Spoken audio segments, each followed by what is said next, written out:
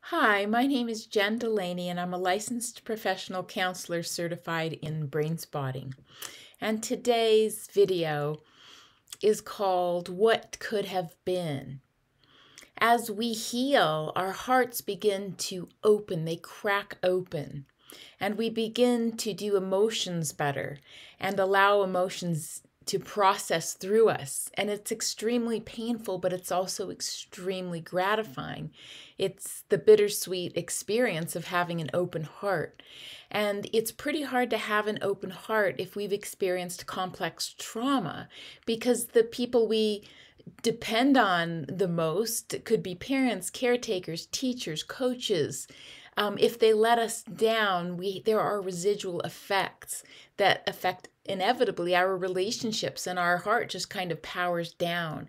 It develops kind of a skin, a wall around it that doesn't permit us to fully love, so that love is a concept. Unless, of course, we're around animals or primarily animals or in nature, we might allow that heart to open, but people, especially the people we're most intimate with, can feel extremely dangerous. And so we just don't know how to love fully. And that's no fault of our own. I mean, if there's a window of tolerance, what's outside that window of what we can tolerate is love and compliments and a feeling of joy even. I mean, we sabotage that because it's not comfortable. It's not what we know. If we were put down as children, if we were abused even, people, experience tremendous abuse that creates a residual long-term effect. Then what happens is that it's really, really hard to love.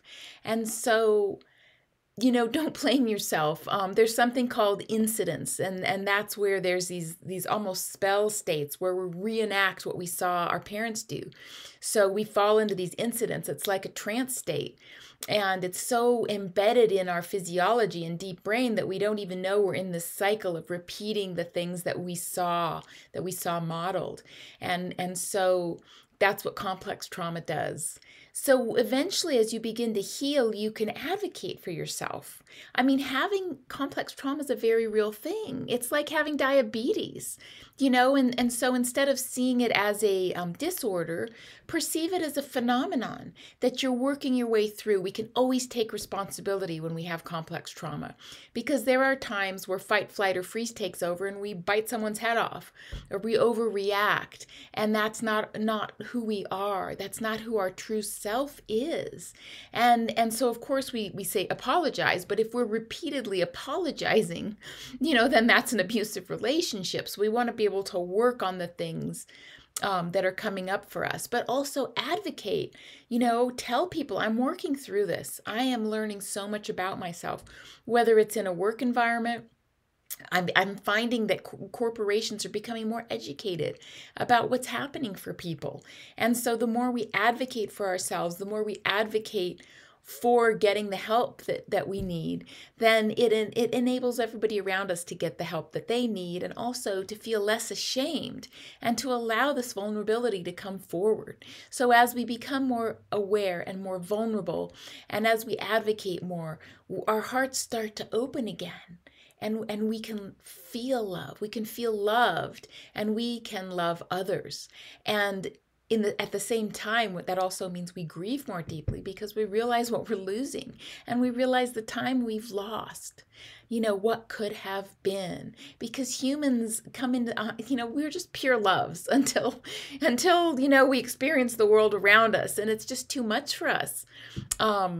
It's just an overwhelming world to be in. And so as a result, we start developing these walls and these reactions. And as we clear some of those away, we can go back to the true self that we are, which is pure love, and get some of the stuff out of the way so that we can engage with others in a more connected, more loving way.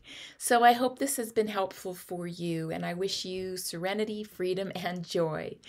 Subscribe to my channel or check out my blog at jenniferdelaney.com. Take good care.